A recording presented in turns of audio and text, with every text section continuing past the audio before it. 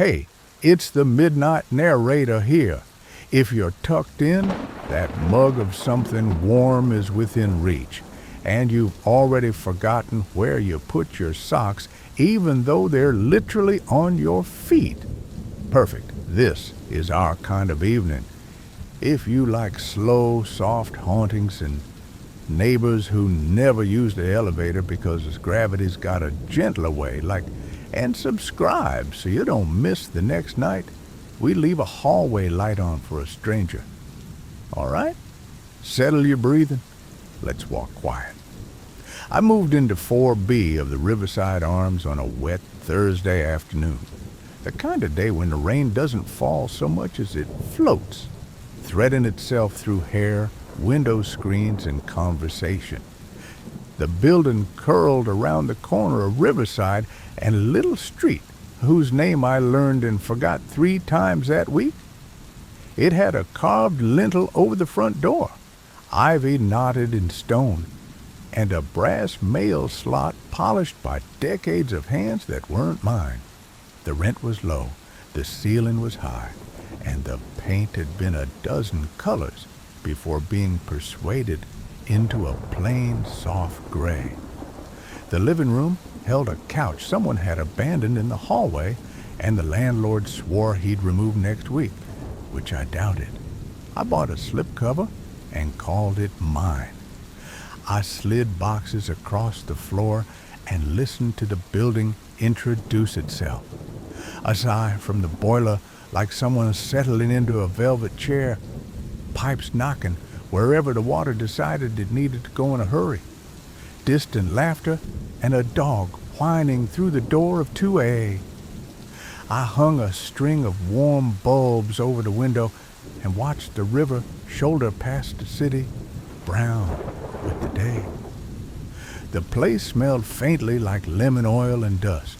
It was older than any house I'd ever lived in.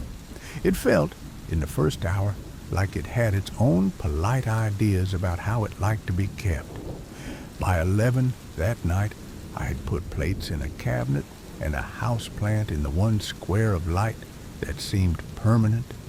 It wasn't, but I wanted to believe the sun would remember.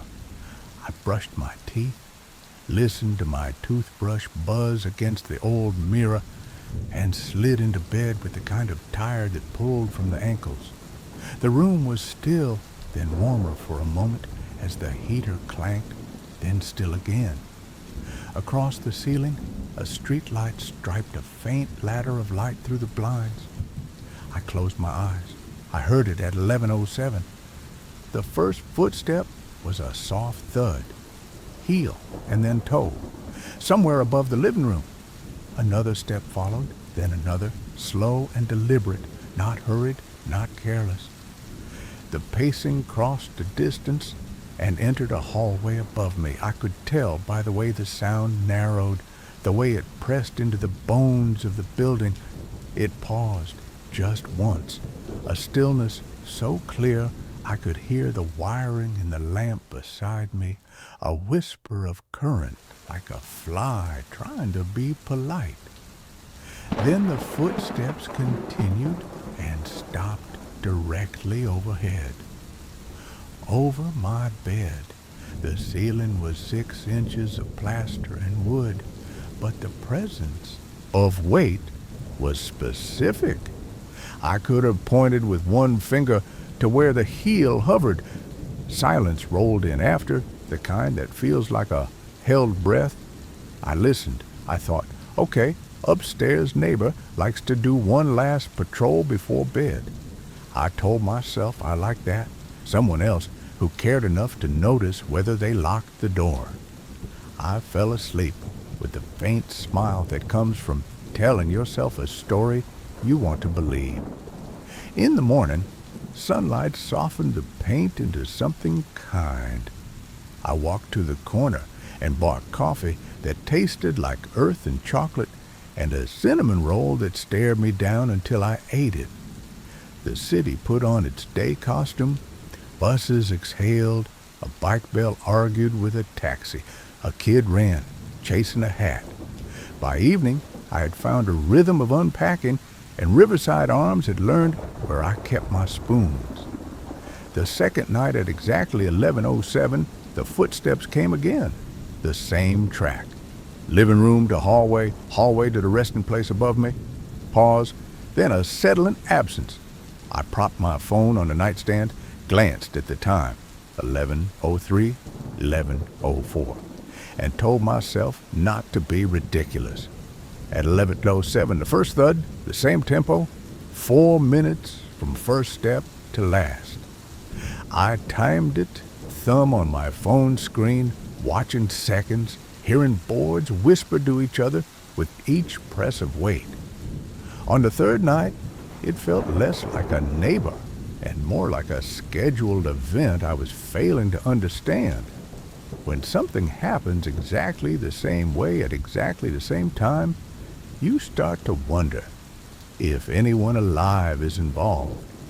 But the city breeds oddities with such confidence that the mind submits. I brushed my teeth at 10:58. I washed my cup. I lined up the spines of my books so their titles made a sentence. And at 11:07, the upstairs made its nightly pilgrimage, each step tender and unavoidable. By the fifth night, I'd learned the pattern well enough to anticipate the pause. The insistence of it kept me awake a moment longer than I wanted. I imagined someone standing in a doorway above me looking at, what, a painting? The thermostat? A mirror? I pictured a pair of slippers neatly aligned, a hand that had learned in 50 years the right place to rest its fingers on a doorframe, a slow breath the shape of a small prayer. I imagined someone not lonely, but loyal, in love with their own small rights. I slept again and dreamed of hallways that ended in windows that opened over water. On day 7, with laundry folded and a plant tilted to catch afternoon light, I knocked on the building manager's door.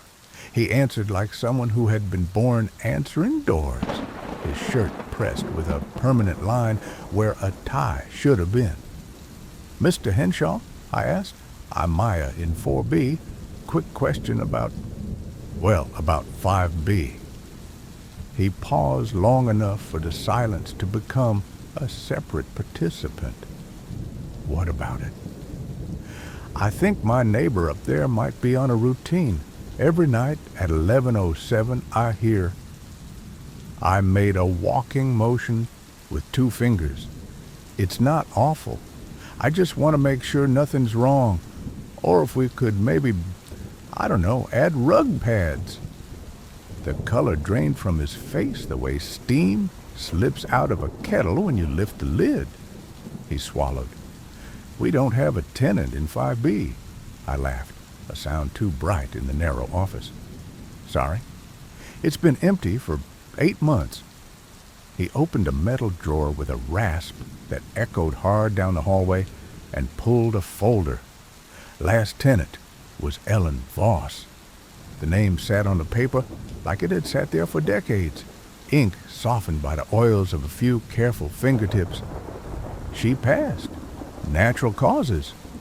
He looked like he wished I wouldn't make him say more. Hasn't been rented since.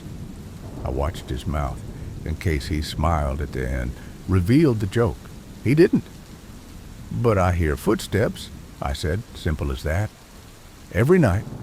Same time." He looked at the folder and closed it, thumb smoothing the manila. "Some nights in a building like this," he said, not unkindly, "you hear the river and sometimes you hear the histories. That's all." He handed me a sheet with the emergency number on it, though the number was the same one I'd called already. "If you have another concern," he said, "let me know." I left his office with the feeling I'd been nudged back out of a door I hadn't quite known I'd walked into. The hallway smelled like old mop water and tobacco from a lifetime ago. I climbed the stairs to 5, because hearing something you're told doesn't exist either makes you a believer or it makes you a scientist. I knocked on 5B. The echo came back unchanged. I waited, ear near the wood, listening for movement. Nothing. I tried the handle, locked, solid. The door's paint had crackled into a map of rivers and lakes. Someone could read if they knew how. The peephole was dark. I went back down, then up again at dusk, then at 10:30, then at 11. I stood there ridiculous when my phone ticked to 11:07. I heard the first footfall, but in my own apartment below. I had to run down to make the end of the ritual like I was late to a train only I rode. When that didn't give me anything new, I tried another approach. On Sunday, I watched the street. I sat on the stoop with a paperback, behaving as if I were reading it, and I counted the entrances and exits the way you count birds drawn to a feeder. No one went in or out around 11. A young couple laughed their way into 4C on the second floor. A woman with paint on her wrists carried a canvas into 3D. No one for 5. Monday I started earlier, 10:45, then 10:30. If I were wrong, I wanted to be wrong thoroughly. On Tuesday, I climbed the fire escape. The metal ladder was steady under my shoes, one of those municipal miracles that felt both provisional and eternal. The rain had left a dark sheen and a slippery promise, but the night was clear now, sky a washed-out navy. I moved, slow, fingertips cold on the rails, and peered through the window of 5B. The apartment inside was a paused breath, the kind of vacancy that looks less like emptiness and more like someone's name still hanging in the air. No furniture, no curtains, dust, gathered gently on the sill. In the city, empty rooms don't happen often, and they always look like something has just left and something else hasn't arrived. I cupped my hands to my face and leaned close. The moon found the edge of the floor and dragged a pale line along it. No shapes, no shadows of packed boxes or chairs in purgatory. I imagined the same layout as mine. Living room over mine, narrow hallway, bedroom above where I slept.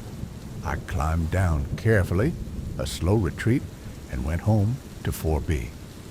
At 11:07, the upstairs began its circuit. Each step was a hand on my shoulder, gentle but unignorable. The pause happened in place, then the final steps to the space above my bed. The ending lay there like a period that didn't wish to end a sentence but needed to.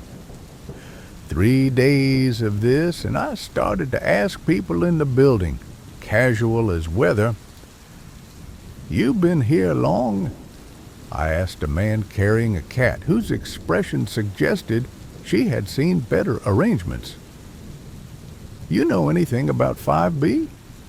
He blinked and shrugged, the international gesture for "I know, but I will not risk saying, in case the knowing becomes mine in a way I don't want." Others pivoted as if I had asked about politics at a funeral. Eyes slid sideways. A young woman in 2F said, "Nope," and kept walking, her ponytail answering for her even more firmly. The elevator cables hummed, as if trying to tune themselves to the right answer. Finally, an elderly woman in 3B, whose door was perpetually open enough to suggest hospitality without the burden of it, touched my wrist as I passed. "Ellen," she said. Her voice folded the name into something softer. "She used to live above you, in 5. Husband gone, but she had her route." She lifted one finger and drew an invisible map from the air to the floor. Living room, down the hall, stop in the doorway, then to bed, every night. 11:07, like a bell you can set a watch to. "She's still." I stopped. The woman smiled, not unkindly. "Some habits die harder than others," she said. "I think she walked herself to sleep so many times that the floor knows her better than we do." She squeezed my hand once, a small, steady pressure. She was a kind woman, liked her windows clean, had a way of talking to plants like they were shy children. You hear her, you're not in danger. You're just overhearing love the way love becomes a hallway. I carried that with me like a folded note in a pocket. That night, the steps felt less like an intrusion and more like a calendar page turning in the dark. And yet I wanted proof, the kind we collect, not because it changes reality, but because it lets us show it to someone else and say, see? I set my phone on the dresser at 10:55 and opened a voice memo app. I named a file in a moment of bravado, 5B steps, 11:07. The dot turned red. I lay on my back and watched the ceiling crease and smooth with passing headlights. At 11:07, the first footfall landed, and my skin prickled like it had listened so hard it had turned into an ear. 4 minutes later, silence returned as if it had been out for milk. I played the recording back. White noise, the electric hush of a room, a distant siren, no footsteps, no cadence pacing the air, nothing. I did it again the next night with a different app, as if the software might be capable of believing better than the first one was. I propped a cheap camera on a stack of paperback novels angled toward the ceiling. The lamp cast a pool of honey light. At 11:07, the upstairs made its tiny procession. When I watched the video the next morning, there was my ceiling with its forgotten paint swirls. There was the moony rectangle of the window. There was nothing. The recording sounded like an empty shell picked up on a beach, a report from a place you yearn for that doesn't know you're yearning. On a Thursday that smelled like iron rain gone to sleep, the rhythm changed. I heard the first step at 11:07. I closed my eyes out of habit, which meant I saw what I always saw, a hand on a door frame, a woman whose cardigan had forgotten a button, the photograph she paused at before bed. I imagined a gold frame because I couldn't bear a cheap one. The walk reached the bedroom above mine and stopped. It always stopped there. A moment of inaudible breath. Then the rest of the building's heartbeats resumed. But this time, the footsteps didn't end. They hovered over me like a cloud that refused to decide if it would rain. Weight shifted, heel to toe, a small adjustment, the sound of someone standing. Another minute, 2. I held my breath without meaning to, then let it out in a small stripe so it wouldn't seem like I was trying to be louder than whatever was listening. I looked at the time, 11:11, and thought, for no good reason, make a wish. I wished that I wasn't a person who made a wish, and then I wished that whoever was above me had permission to do whatever came next without me getting in the way. I lay there, the ceiling a map without a legend, and tried not to think of being watched, not by eyes exactly, but by a fact that had noticed me. The minutes piled up in their orderly way. Finally, the weight shifted again, not away down the familiar path, but sideways, like someone turning into a wall and finding the door where none had ever been. The last sounds didn't retreat. They thinned, becoming almost a pressure more than a noise, and then even the pressure dissolved. It took me a long time to fall asleep. When I did, I dreamed of a corridor lined with mirrors. In each one, something had been held for a lifetime, then set down. In the morning, the light came meekly, as if not wanting to alarm the corners. I knocked on Mr. Henshaw's door again that afternoon when the mail had come and gone. He opened it with a look that already knew what I would say. You ever meet Ellen's family? I asked. Daughter? He hesitated just enough. Her daughter found her, he said, the way you say a truth with its edges softened. She had a spare key. Ellen didn't answer for a few days. The daughter said her mother kept to a schedule like a house that keeps its own time. She stood for a moment by her husband's photograph before bed.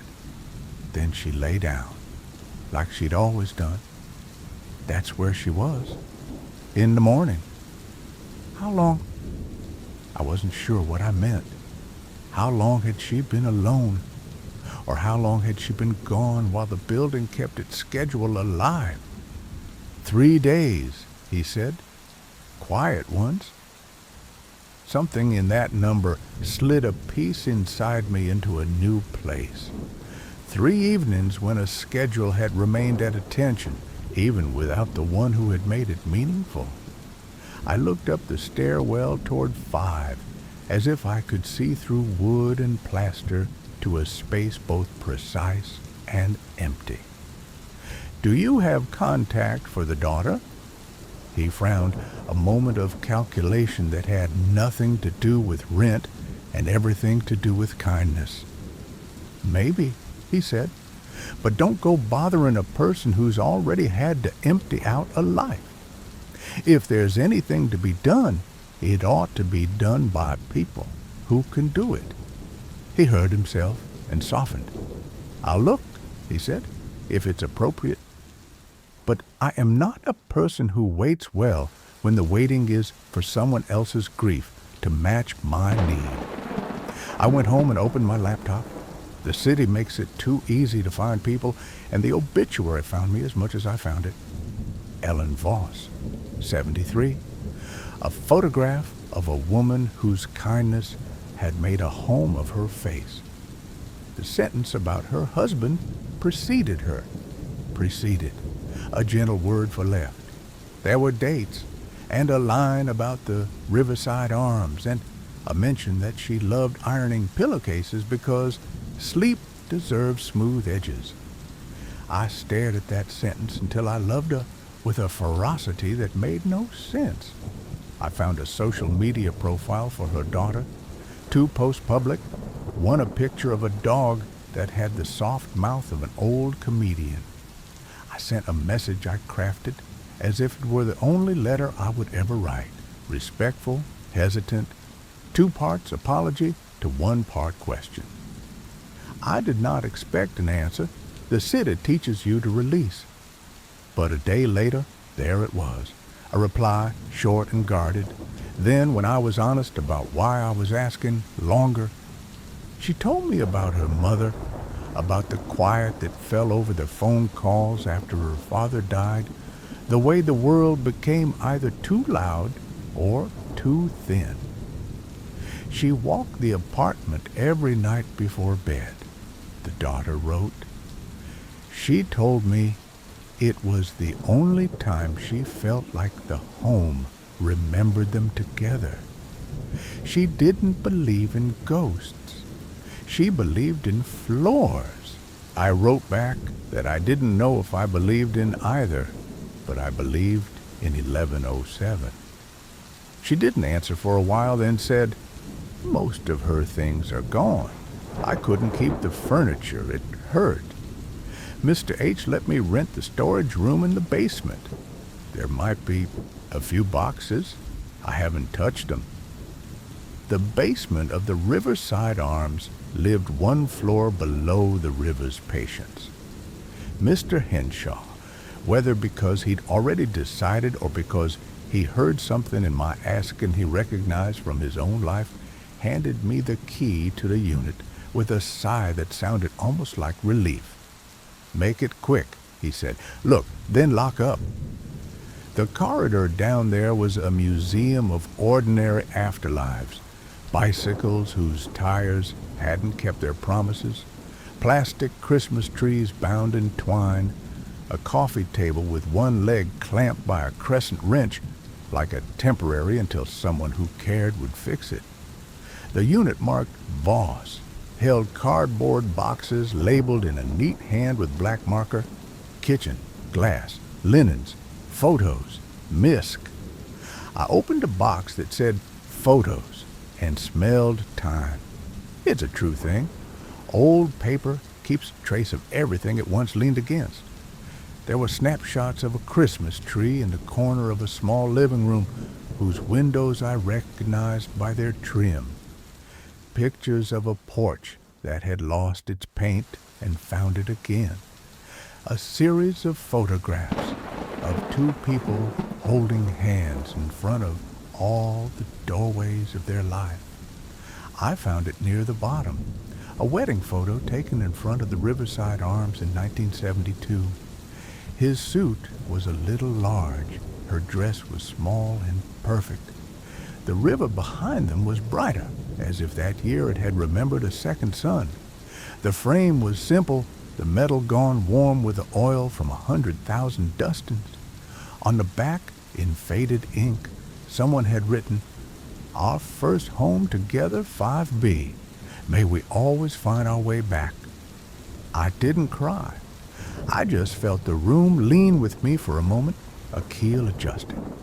I closed the box and carried the photograph upstairs as if it could bruise. That night, I couldn't bring myself to lie down and be merely a listener. At 11:06, I stood in my bedroom, directly beneath where the steps always stopped, the photograph in both hands, the lamp casting a soft bowl of light. The floor was cool and certain.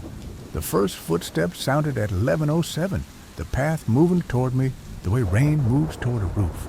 Inevitable, strangely tender. I waited for the pause. It came. The air over my head felt occupied, not by a person, but by a pause shaped like a person. I spoke softly. "Ellen," I said, because names call doors by their right names. "I don't know if you can hear me. I'm Maya. I live where someone else will live after me. I don't want to be rude. I don't want to take anything. But I found this." I held the photograph up like an offering to the ceiling, like the ceiling needed me to complete the last step of something. "You used to stop and look. I thought you might want to know it's still here." My throat tried to close. I opened it.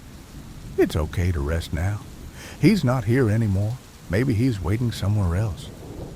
The footsteps completed their route, the last step landing over me as they always did, a punctuation mark so familiar I could have drawn its outline. I waited. The air thinned into a hush so precise it felt like the second between a question and an answer, when both people are good and kind. Then from above, as if a window in the night had realized how to open, I heard a sound I cannot swear to, not a sound you could record or replay. It was soft. It was the elongated exhale of someone who had been keeping watch long after the watch was needed.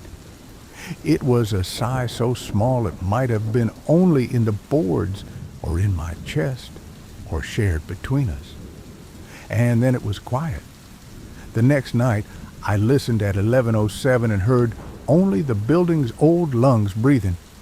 I told myself it might be temporary. The night after that, stillness again, calm and unremarkable as water taking its time. I lay in bed and missed the footsteps with a tenderness that surprised me.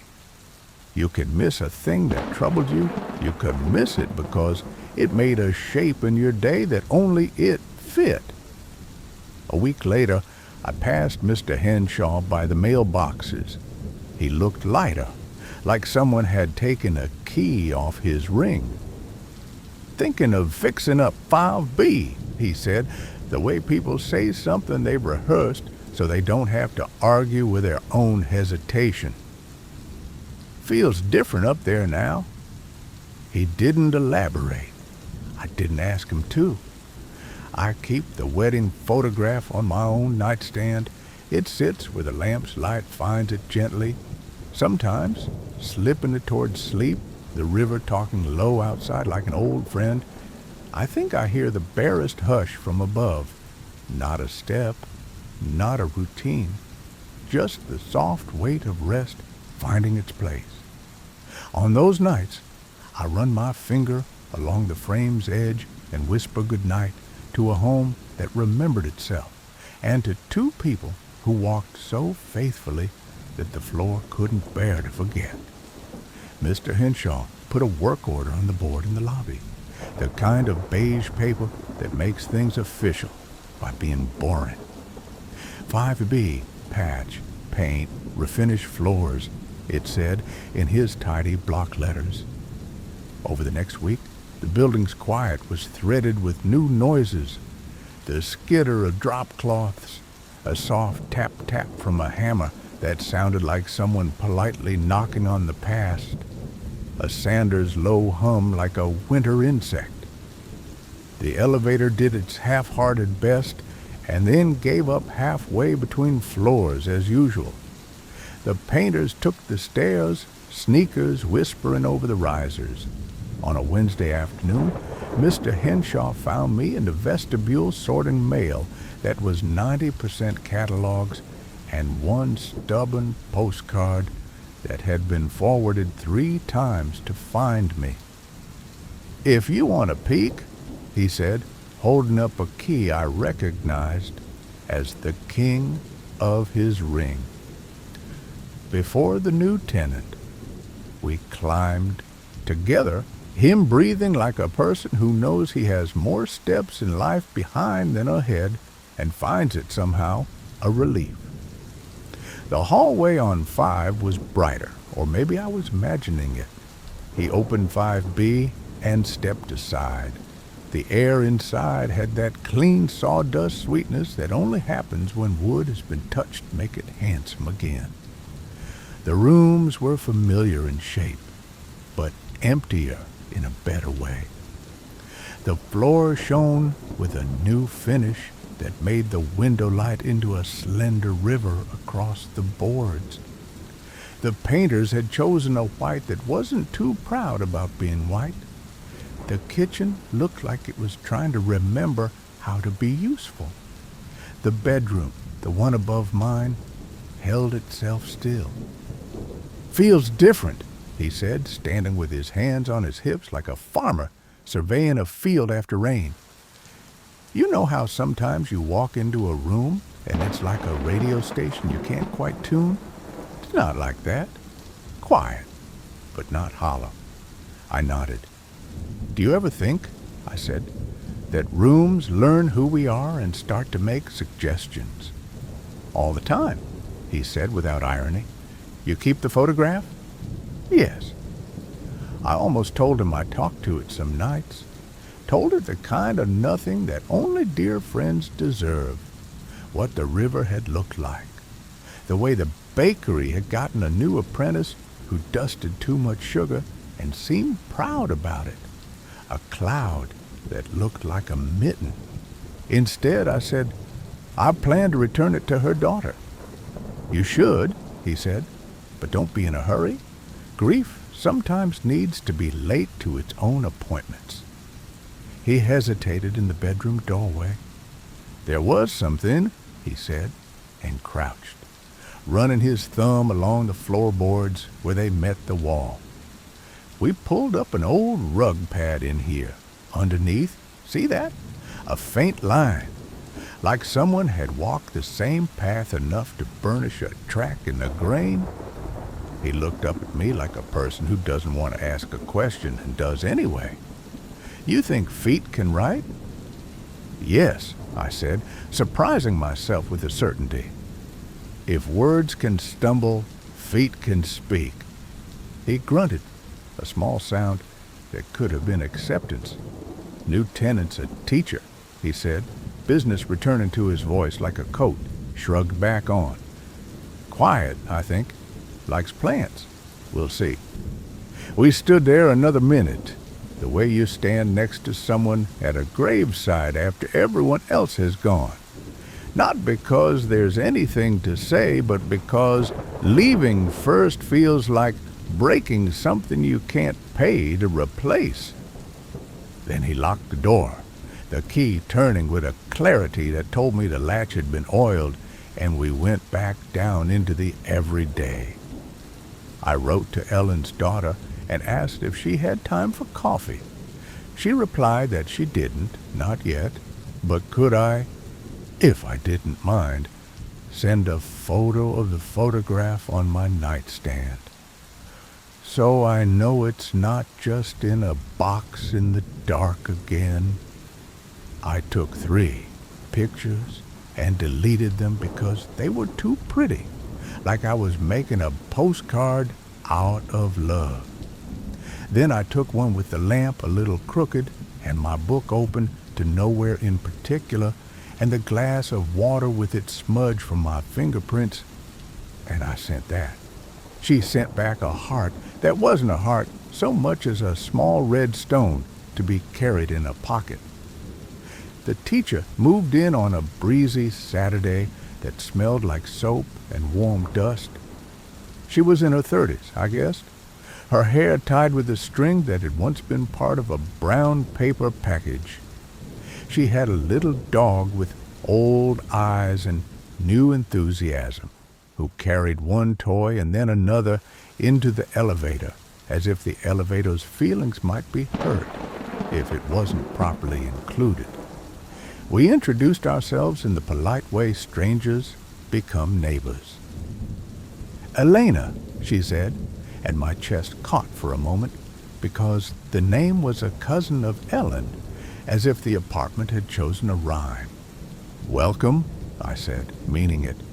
"If you need a ladder, I have one small ladder." "I'll take a small ladder over a big one," she said. "I teach 2nd grade. Small tools are my specialty." The dog sniffed my shoe as if to see if I'd stepped anywhere interesting. "He answers to Hugo when he feels like it," she added.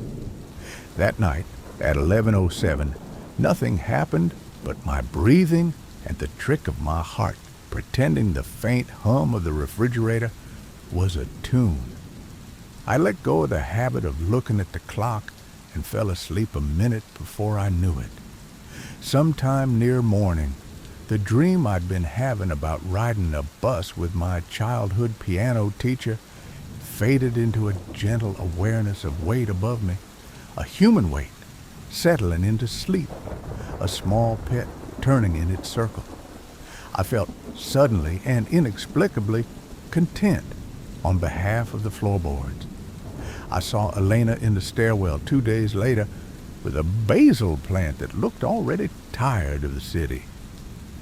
"I'll try to keep it alive," she said, as if the basil were listening and judging. "I've gotten better at light. That's the trick with students and plants. You can't just pour. You have to place." "I have an east window," I said. "Sometimes I loan it to my fern, who's embarrassingly dramatic by nature. If you want your basil to know what resolve looks like, I can arrange a visit." She laughed. "I'll keep that in mind." We lived like that for a while, the building breathing, the river carrying secrets I didn't need. In the laundry room, I discovered someone had started leaving single socks with a note that said, "Ready to mingle." Someone else, maybe several someone else's, wrote responses in pen, looking for a tall washer with permanent press, swipe right for wool. The absurdity made me generous toward all the ordinary things.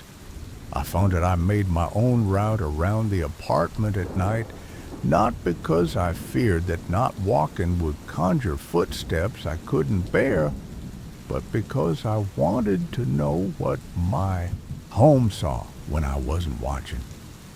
I checked the living room window latch. I touched the hallway wall where I hung a small print of the river at dawn. I paused the photograph on my nightstand, and in that pause there was a tenderness I didn't recognize at first because it wasn't for me. I took the photograph to the daughter 2 months later. when the air had finally chosen the season and stuck with it. We met at a corner cafe, and she looked like the photograph would have looked if the woman in it had stepped forward into a later year and a sturdy pair of boots. She held the frame with both hands and didn't speak for a minute, which was the right amount of time. "I thought I'd bring it back in person," I said. "I'm sorry it took me a while." Time had already taken what it wanted, she said without bitterness. She smiled a little, tracing the edge of the metal with her thumb. "My mother used to check dust with just her eyes. She said you could tell if the home was ready to be trusted by the light on the frames." She looked up at me. "Did you—" She hesitated, then decided. "Did you hear her? I don't mind if you say yes." "I think I heard her root," I said, "and then I think I heard her rest." She nodded like a person who's been waiting at a station and finally hears the name of the train. "Thank you," she said, "for speaking to the ceiling. I hope I would have too." We didn't talk about ghosts. We talked about socks that always disappear and never reappear in the right mood. We talked about the way grief rewrites your address book and your sense of time. We talked about names and how Elena upstairs had almost Ellen's name. "Round edges," she said, smiling again. Maybe that was the apartment's one request. On the way out, I almost told her about the line on the floorboards, the track worn smoother where a lifetime had passed nightly. Instead, I said, she wrote on the wood with her feet, because that was the only version that didn't feel like reporting from a museum. That night, the river ran high with rain, and the building did the thing old buildings do when it storms. It puts on all its softest sounds, as if blankets could be music. There was a power flicker at 10:43 that took the lights down to a whisper and then up again. I took it as a suggestion and found the matches, lit a candle, and let the room be lit like a face you love. The eyes bright, the rest in shadow. At 11:07, I didn't listen for anything, which is maybe the purest listening. A car hissed past. Someone in 2A sneezed. A muted little explosion followed by the kind of sorry you say to a house that has already forgiven you. Somewhere up the stairwell, an elevator button blinked faithfully into the dark, so anyone coming home late would know they were expected. When the lights steadied and the rain softened, I lay down and let the candle make a planet on the ceiling. I thought of routes, the ones we make and the ones that make us. There's a difference between a cage and a ritual. Both have bars, but one has a door you keep meaning to open because the outside is not punishment, but air. I slept. Weeks turned to their careful stack of months.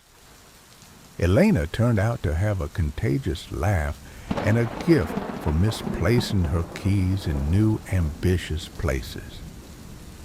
"I found them in the freezer," she told me once, astonished at herself, like they were trying to hibernate. She taught me the names of the kids in her class as if they were a collection of weather systems. A warm front of kindness, a quick storm of curiosity, a gentle fog of distraction.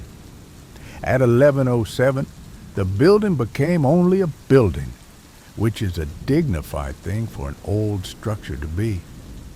Sometimes a smell rises up from the river late at night, wet iron and old leaves, and with it a feeling like a low bell rung softly in the chest. On those nights, I reach over and touch the spot on the nightstand where the photograph used to rest. The wood is a shade lighter there from that old frame's foot. The first time I noticed, I rubbed at it as if to erase, then stopped. Some imprints are a blessing. In early spring, when the branches outside my window remembered the leaf shapes they'd been practicing their whole lives, Elena knocked on my door with a box in her arms. "For you," she said, ducking her head, suddenly shy. "You did this thing for the building that I don't know how to thank you for, but I think of it when I sleep. I found these at the flea market and couldn't not. You can say no." Inside the box were frames, old, metal, their glass a little wavy, the way time makes glass sag toward the ground, the slowest way, none matched. All were handsome, battered in the dignified manner of objects that have been useful more than decorative. She had tucked inside one of the frames a sheet of paper on which she'd written in tidy school teacher handwriting, "May we always find our way back." I smiled until my face felt like a well-used muscle. "We should put it in the hallway," I said. "Not like a monument, like a friendly suggestion." We hung it at the end of the third-floor corridor, where the light made everything look kinder. People stopped and read it, and then the building acquired a habit of its own. You'd hear a soft voice, some neighbor you didn't know well, repeat the sentence on their way past, like a weather report or a recipe or a wish you tell yourself, so you'll remember to keep it. One night, much later, I woke without knowing why. The air felt a degree cooler, the way it does when the hour is a slender one. I listened. The silence wasn't empty. It was accompanied. A soft shift from above, not pacing, not ritual, just a sleeper rolling over to find a cooler patch. Hugo gave a single sigh, as if to register that he, too, was in attendance. I closed my eyes and imagined how a footstep might look if it were a note on a page of music, oval, tied to others, a measure that has learned to end on a rest. I waited a little while longer, for nothing in particular, and then sleep returned like a slow tide that forgives the shore for being stubborn. The apartment breathed the even breath of a place that has been heard, and overhead the wood held only the small noise of a life that belonged entirely to now.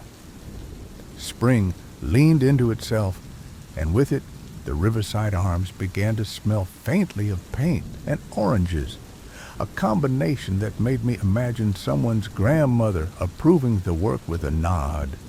The windows took on clarity. The stair treads confessed their age politely. Even the elevator remembered its manners and arrived twice in a row without making us walk. The city outside turned the river a more complicated green, and the geese wrote rude poems in the air. On a Saturday that felt like a hands-in-pockets day, I found a note pinned to the corkboard in the lobby beneath the fire code and a flyer for a yoga class that had surely happened 10 years ago. It was a sheet of lined paper with a line of handwriting at the top. Building journal. Add what you notice so the house remembers. The letters were neat and square, a teacher's hand. At the bottom, someone had taped a pen with yarn. My name wasn't on it, but the intention felt like mine and Elena's, and maybe everyone's.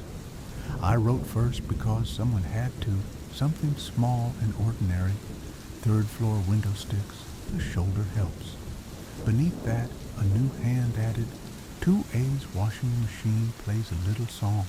Do not be alarmed, it is only in love. Mr. Henshaw contributed, replace hallway light on 4. Bulb has opinions about mortality. It was the friendliest bulletin board I'd ever seen. A week later, a note appeared that said, basil plant thriving. Thank you for the east window loan.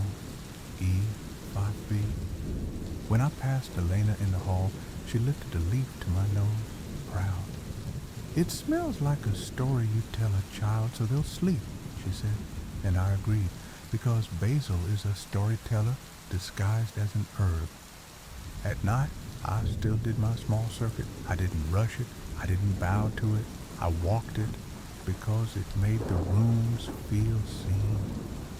The living room window latch clicked softly under my thumb. The hallway was a little darker than the rest of the apartment. That darkness felt companionable, like the pause between verses in a song.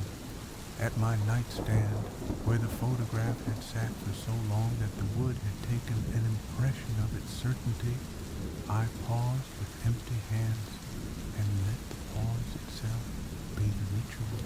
If this was a ghost story, it had chosen to be one where the loudest thing was mercy.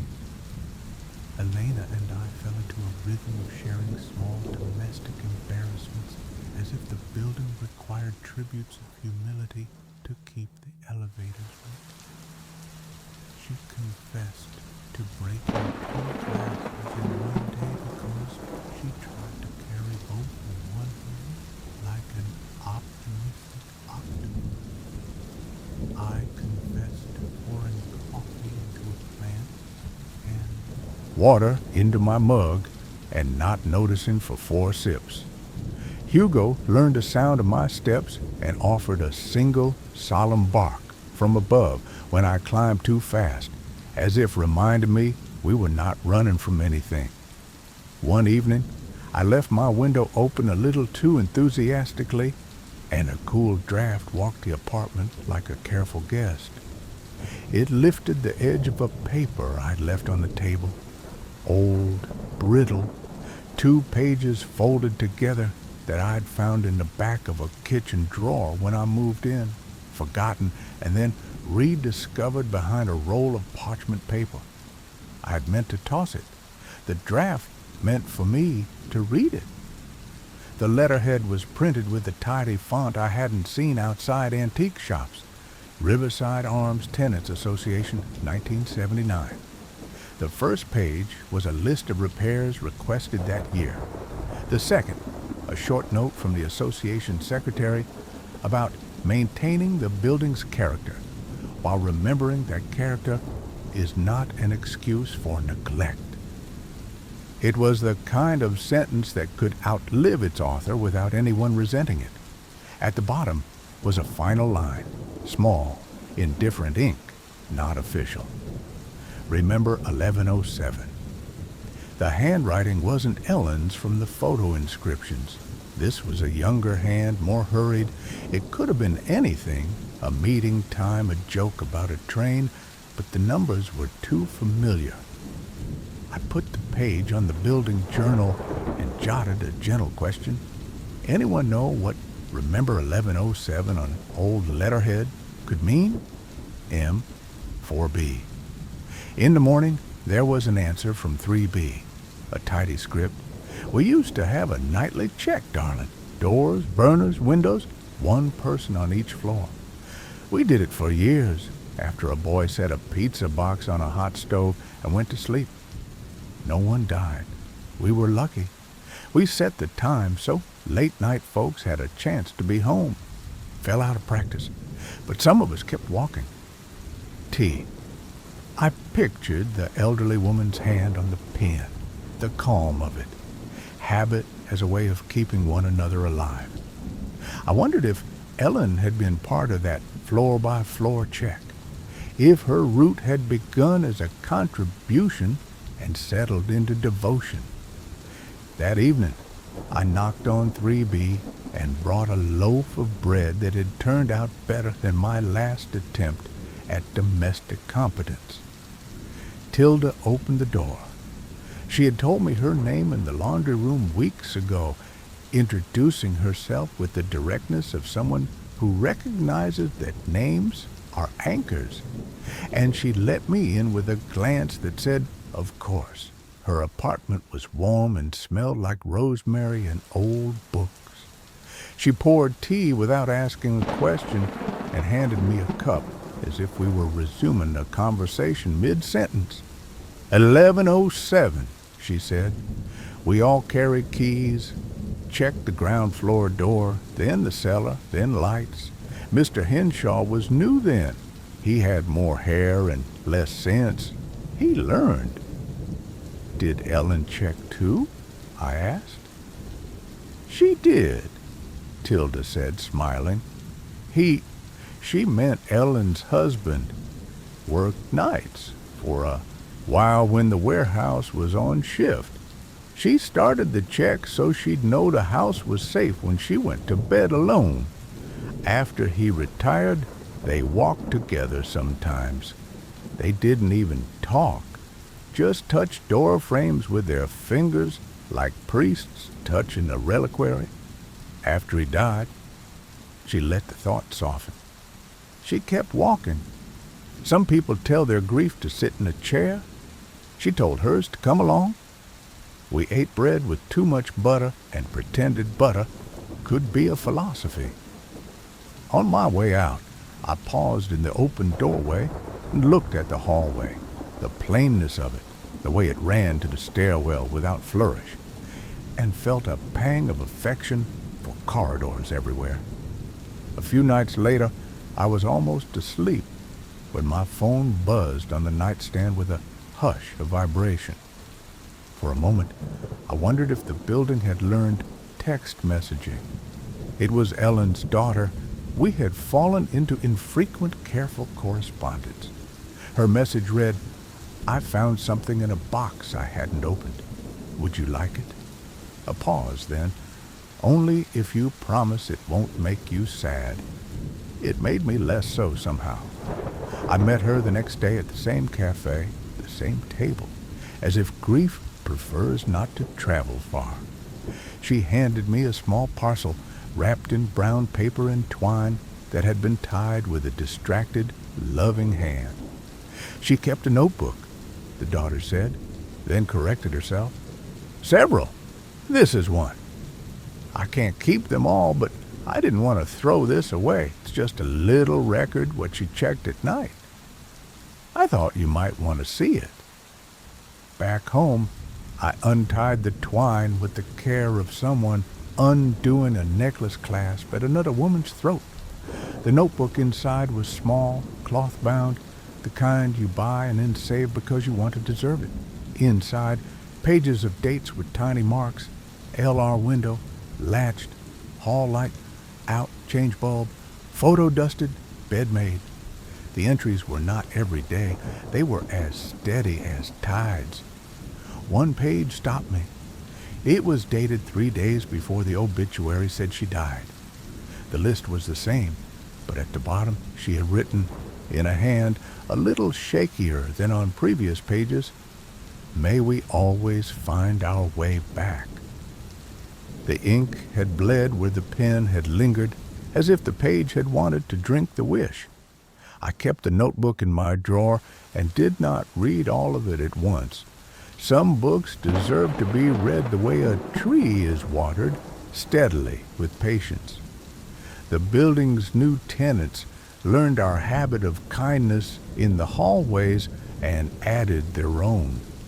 Someone taped a library card pocket to the basement door and slipped inside it a map of nearby places to sit and breathe. The card was signed by a dozen hands with the word "borrowed" written as a joke. One night, I heard a soft humming through the vents, a tune I couldn't place, low and unshowy.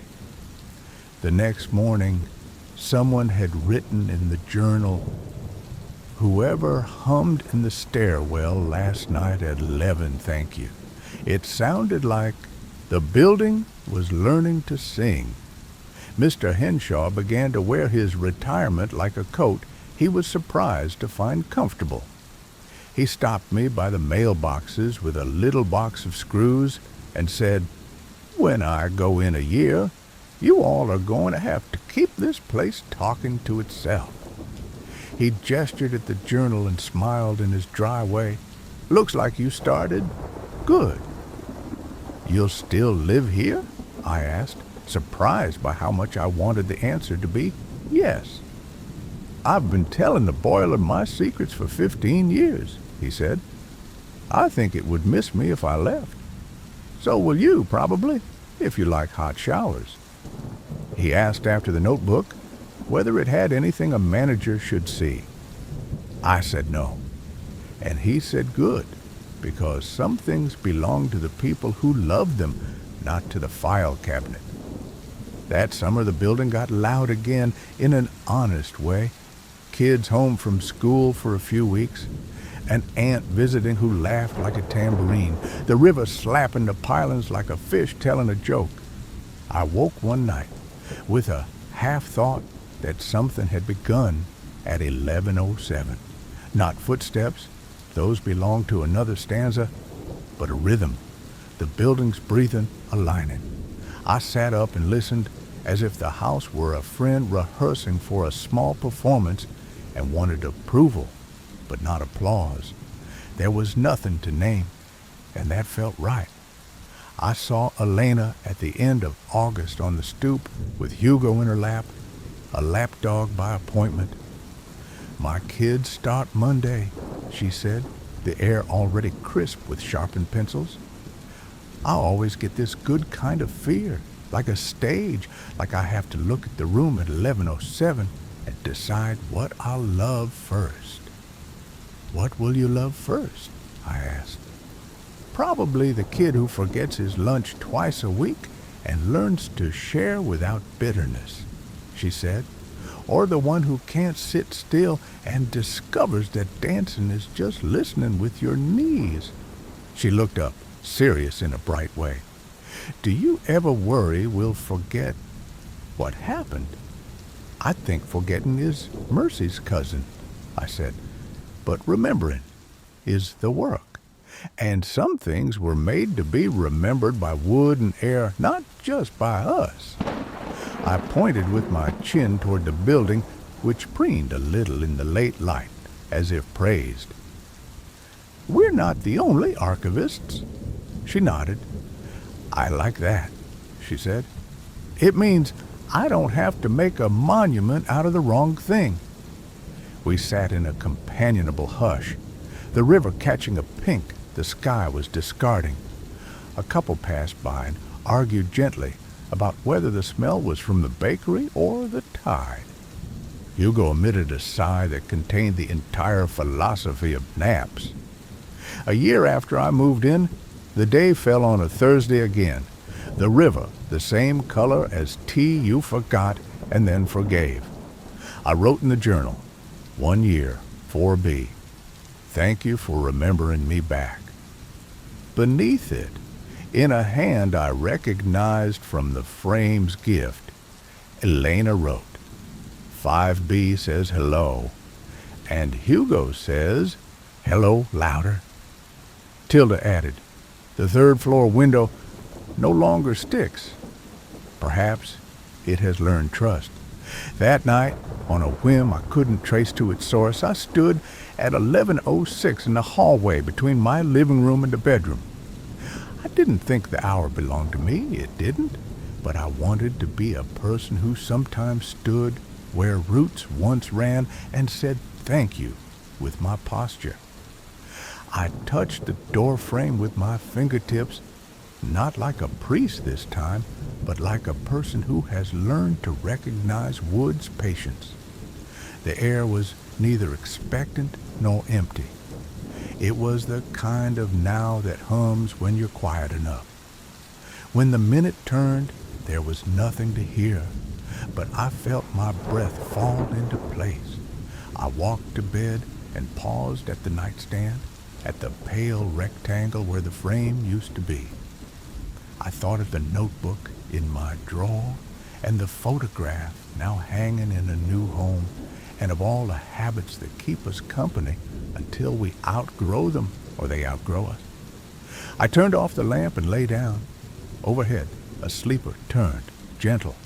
The mattress voiced its soft complaint. That, finally, was the house's only story at that hour.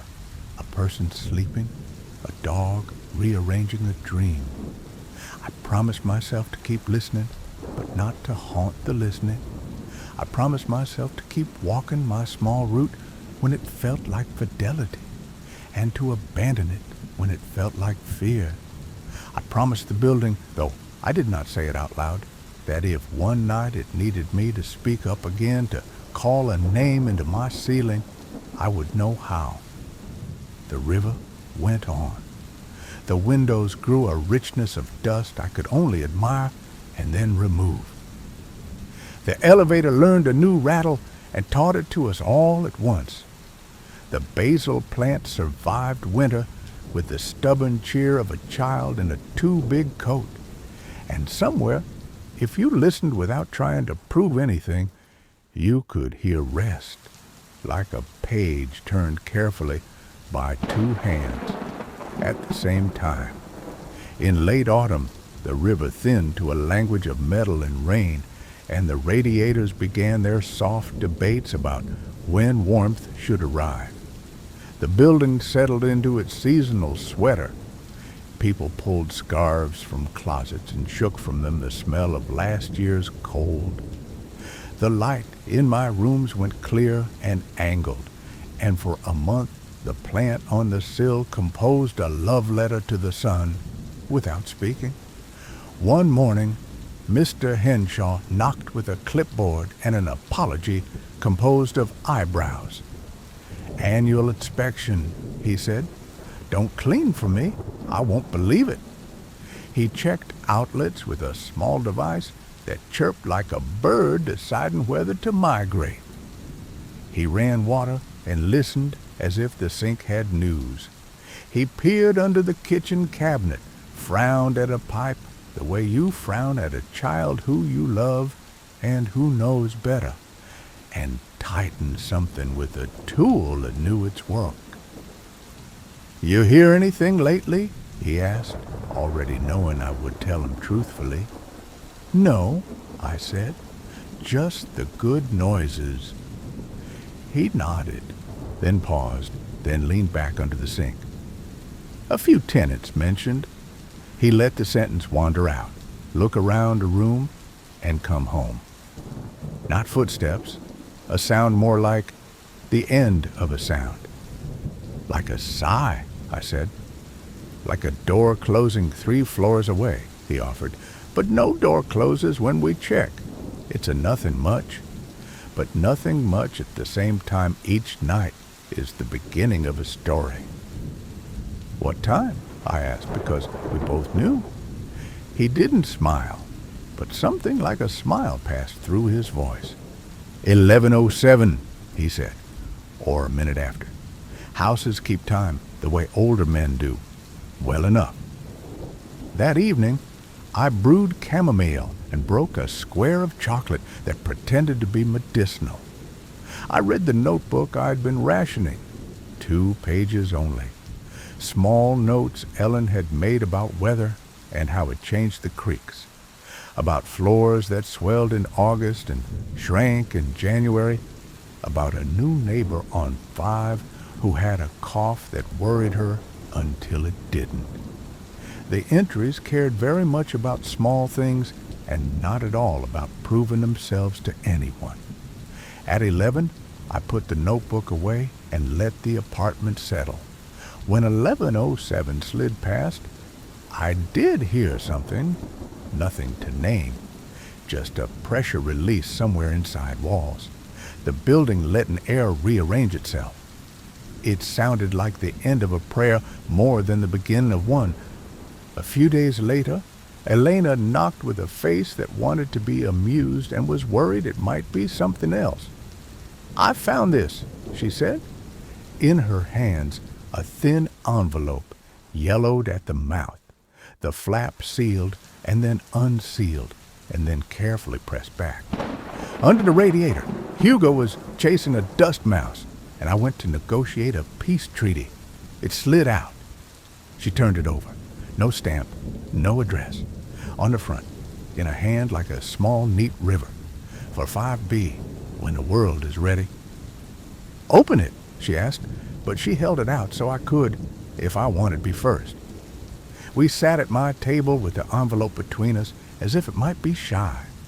I slid a butter knife under the flap because it felt friendlier than a blade.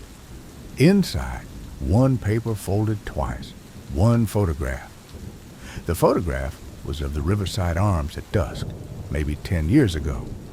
The windows were a row of small suns, and on one sill, someone had left what might have been a plant or a jar of something that caught the light. The paper held 3 short lines.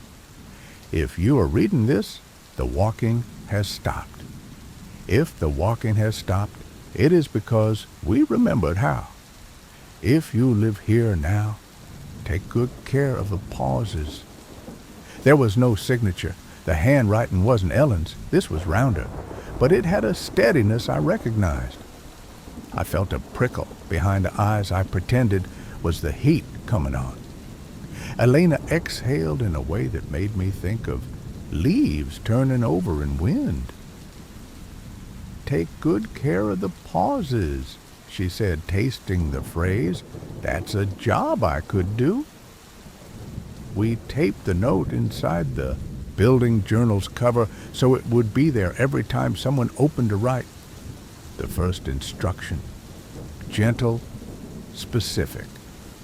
After that, the entries changed tone by a degree, the way a conversation shifts when someone tells a true thing and everyone else relaxes. Observations grew a shade more tender. A resident on 6 wrote, "The stair bulb is out again, but it looks beautiful in the dark." Someone from 1B, "The door sticks when it rains. If it does, push with your shoulder and think of all the shoulders that have pushed here." Tilda wrote, "The cat who visits the 3rd floor landing at night has been promoted to night manager. Please address him with the respect due." Along with these came something new every few days at the very bottom of an entry. 11:07, quiet, or 11:07, rain on the sill, or 11:07. Hugo snored. It was a blessing.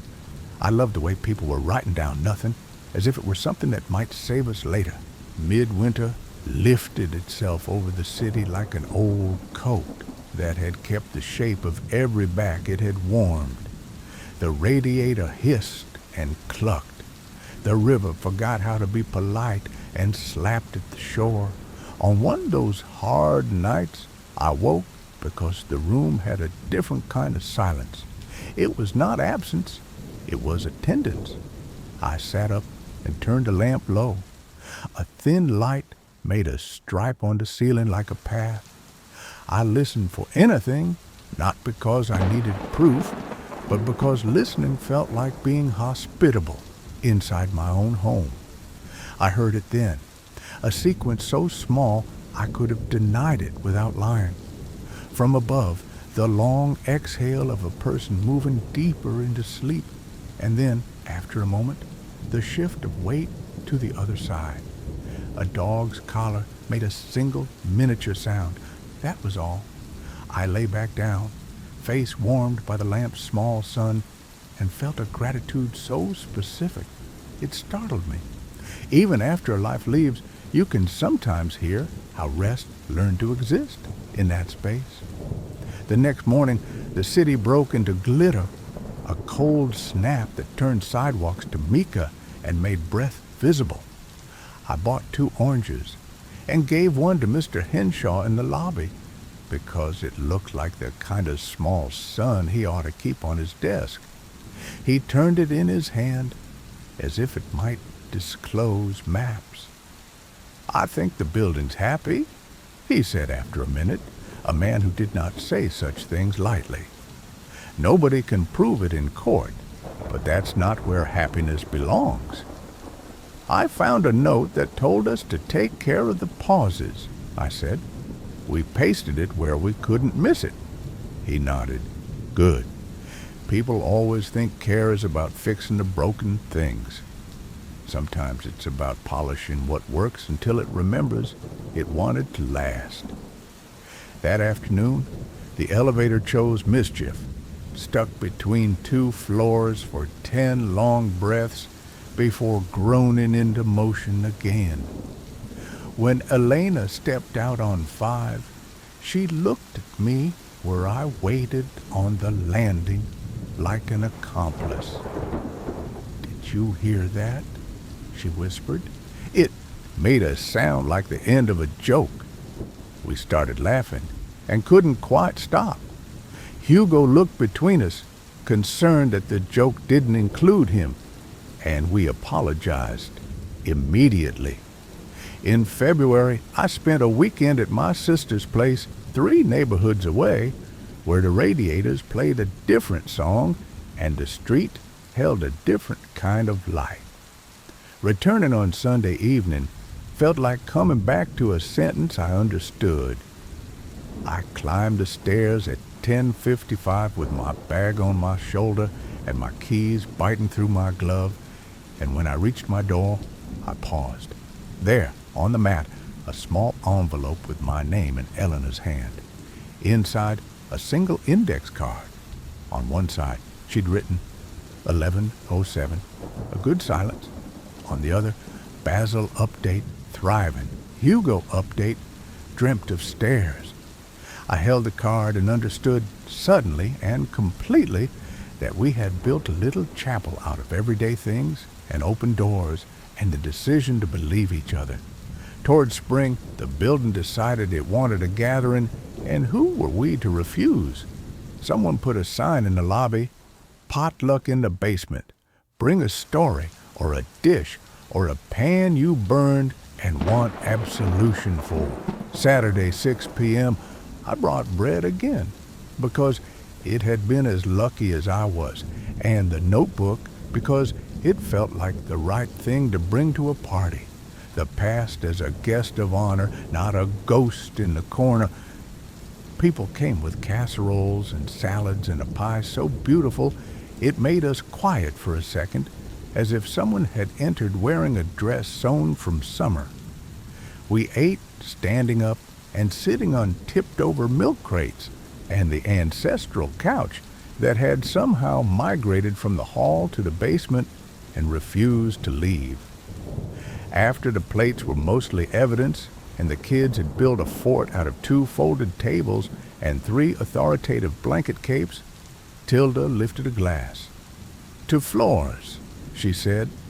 "To roots we walked until we didn't have to. To new feet that have learned the good noises." Elena slipped the notebook onto a stack of plates and opened it to the page with the last entry, the one with the wish. She didn't read it aloud.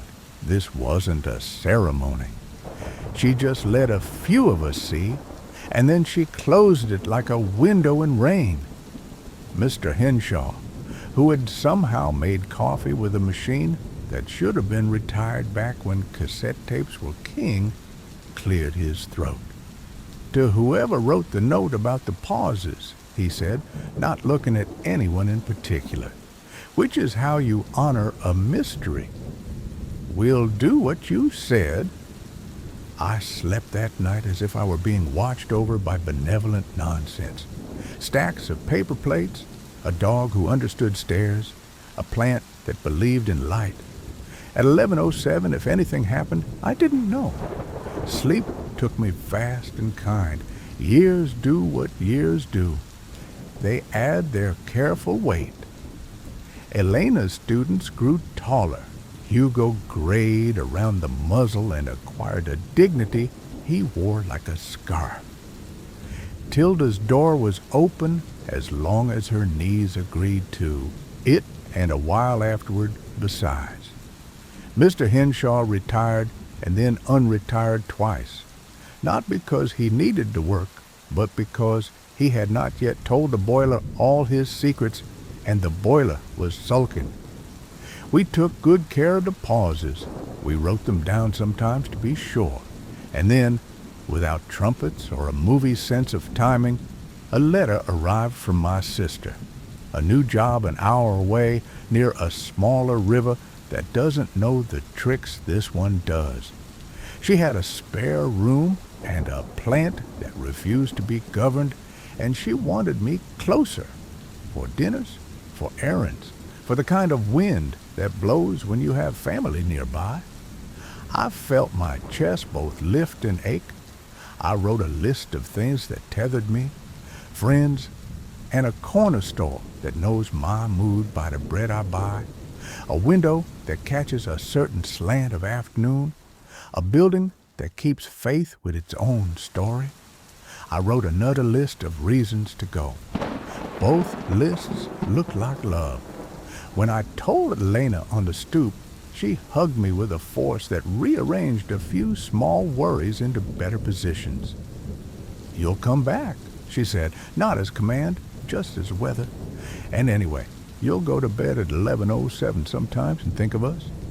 "I will," I said, "and I'll write to the pauses in the new place. I'll be respectful. I'll listen first."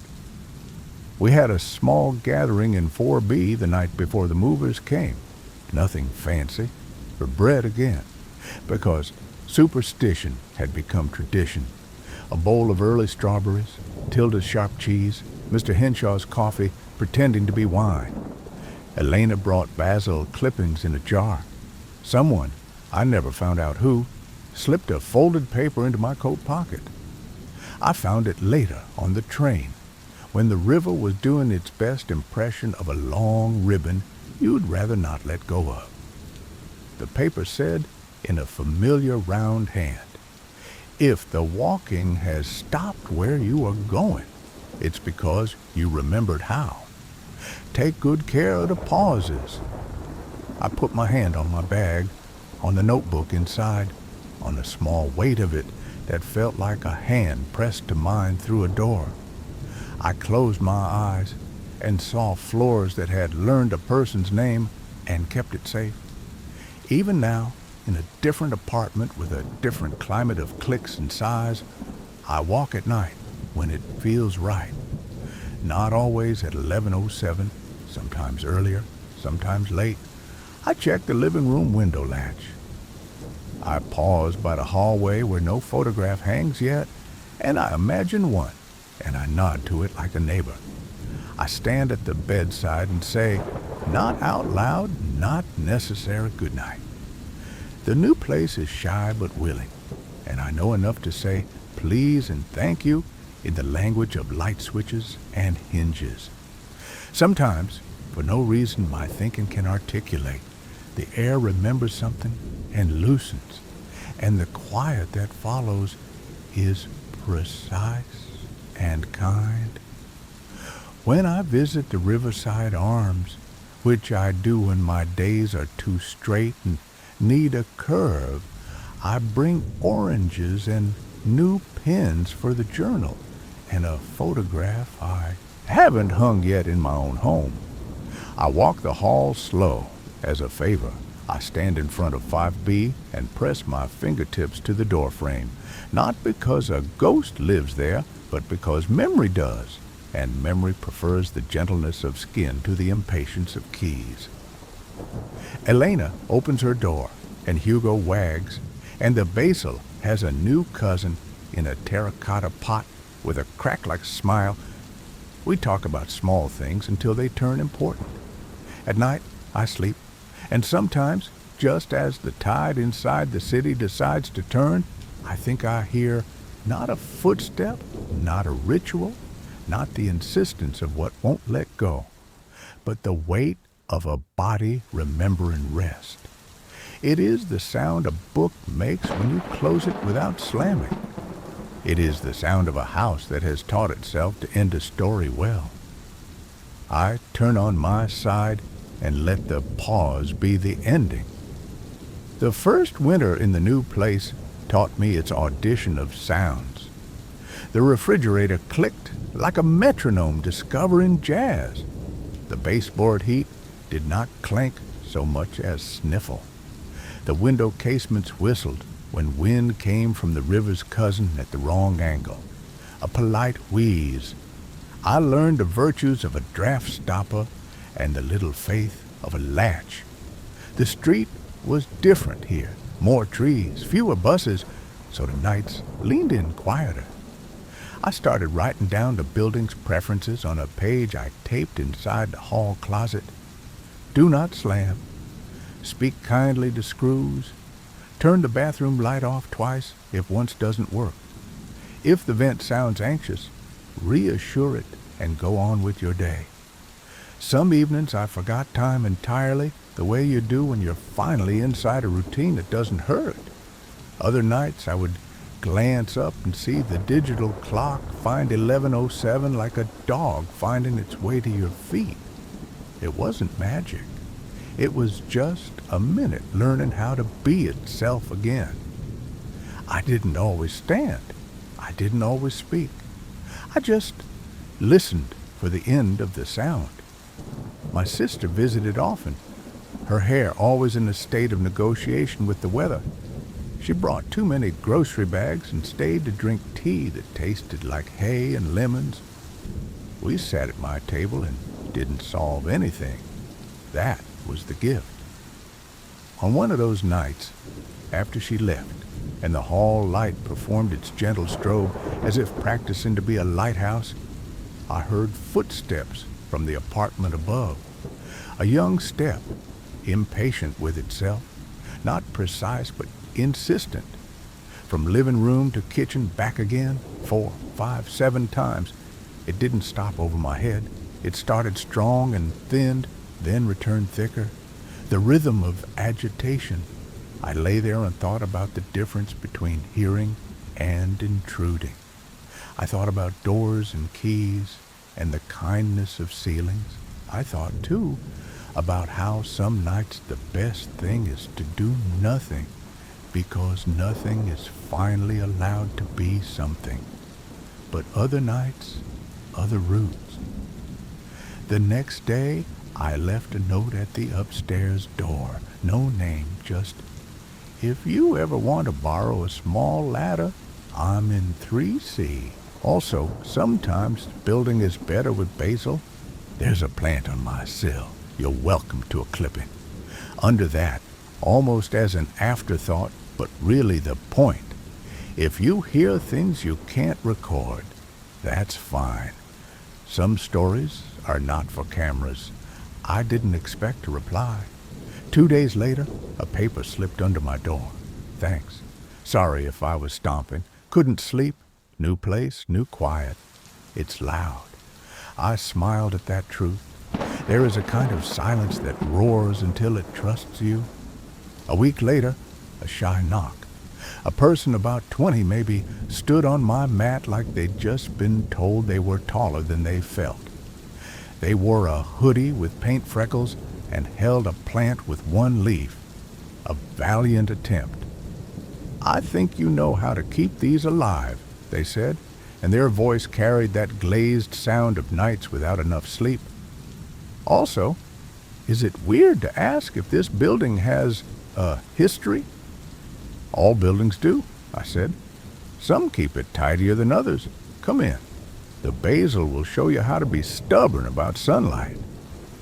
We sat on the floor because the chairs seemed too formal for teaching a plant courage. I told them as much as anyone needed. A version of the Riverside Arms story that had no ghosts in it, only a habit and a kindness and a way of keeping each other safe. I did not mention the time. I didn't have to. When I slid the clipping into a jar and the water offered it back a standing place, their shoulders softened like a hinge oiled finally. I thought I was going crazy, they said. You're not, I said. You're overhearing someone else's carefulness. Sometimes it lingers. They left with the jar and a note on how to coax roots from the stubborn. After that, the footsteps above had a different weight. Still there, still restless some nights, but tempered by the awareness that someone downstairs would think of basil before assuming fear. That felt like a compact I could live with. Time thins and thins again. In spring, clouds moved like laundry over neighborhoods trying to dry. I visited Riverside Arms when the weather granted me a free afternoon and a mood willing to be revised by stairs. The lobby had the same tiled floor with its permanent scuff. where a couch had been dragged a lifetime ago by 4 men and 1 surprising woman. The building journal had acquired a second volume, the first one's cover soft with use, the second bright with anticipation. The note about pauses remained taped in the front like a hymn in a hymnal. Elena met me with a basil bouquet and a grin that returned me to the person I'd been when I was a person who lived exactly there. Hugo, now dignified with storm gray around eyes, trotted over with his own note in the form of a toy he had carried for so long it had become an heirloom. We taught the new family on 6 about 11:07, she said. Just the gentleness of it, not the number, not exactly. The idea that there is a right kind of listening. Any good silences lately? I asked. An abundance, she said. She looked at me with that teacher's knack for reading a page behind a face. And you? What does your building want from you? Less certainty, I said. More patience with light that arrives sideways. It wants me to lower my shoulders when I come home. It wants to know what it's promising when it makes noises. Mostly, it wants to be believed. We climbed to 5 together. Elena touched the door frame the way people touch blessings casually so as not to make them shy. The new tenant, she said, meaning the teacher after her, who had become a nurse, who had become a mother to a newborn that taught the hall a different kind of night. She hums, Elena said, soft, like a kettle, deciding.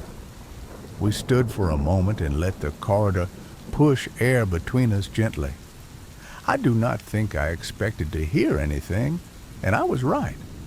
What I felt instead was a small procession of memories walking past like a neighborhood parade. The first time I stood under that ceiling with a photograph and a sentence I hoped would land. The nights of listening for the end of the sound. The day Mr. Henshaw found a floorboard's glossed path and called it writing. The boatload of laughter in the basement. Tilda's hand on mine when I left. Take good care of the pauses, Elena said. Always, I said. And the pauses have been taking good care of me. On the way out, we stopped in front of 3B. The door was mostly closed, but as always a welcome had been wedged under it to let air and curiosity in. Tilda called out for us to come if we were hauling gossip. We entered with nothing but basil and were let off with a warning. Her knees had made a series of bargains with stairs and were currently renegotiating, but her eyes had not conceded 1 inch to time. We spoke of small things, weather and jars, and whether Mr. Henshaw's successor knew how to talk to a boiler without insult. We drank tea that tasted faintly of apricot and shelves. Tilda, I said as we stood to leave, do you remember the Tenants Association list from '79? Remember 1107? She smiled into her cup.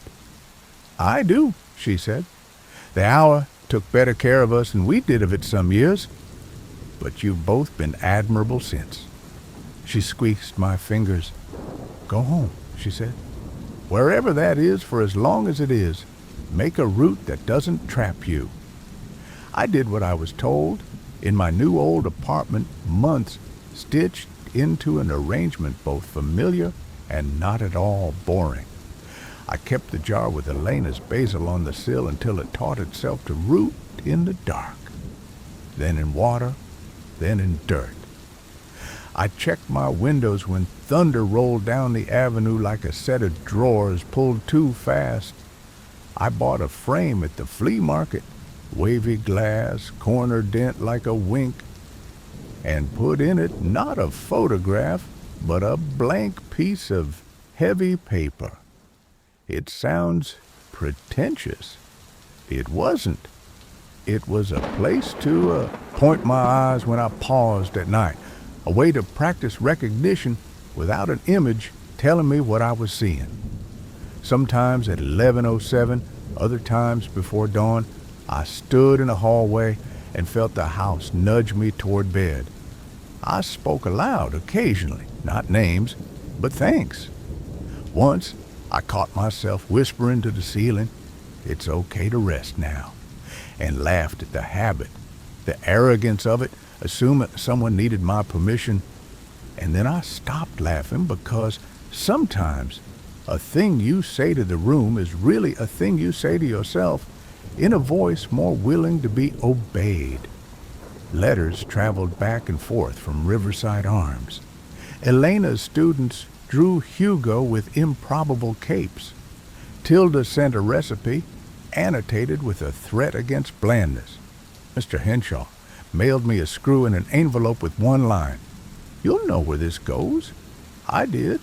The bathroom's coat hook had pretended it could do without, and now it remembered its duty. Ellen's daughter wrote once, brief and kind, to say the photograph had found a place in her hallway where the light honored it, and on its back she had written the date it was returned and the name of the stranger who kept it safe for a while. "Not a ghost story," she wrote, "just a story. Those are my favorite kind." Over time, I found that I had fewer dramatic endings to my days and more good ones. Lamps clicked, pages turned, cups remembered to be washed. On certain nights, I would wake and think of a woman I never met. Her cardigan with the missing button, her hand on a frame, a pause that became a presence and then became a lesson, which is what presences ought to become if we're lucky. I would wake and think, not of footsteps, but of the end of a sound that used to be a step. That, somehow, feels like what you hope for at the end of any faithful route. Not noise, but the gentle cessation of it. If you, listening in your own room now, have a ceiling you can trust, maybe you'll hear something like that too. The low, exact hush of a place that's found its way back to itself. Maybe not at 11:07, maybe at whatever time your home keeps under its ribs. If you do, you don't have to record it.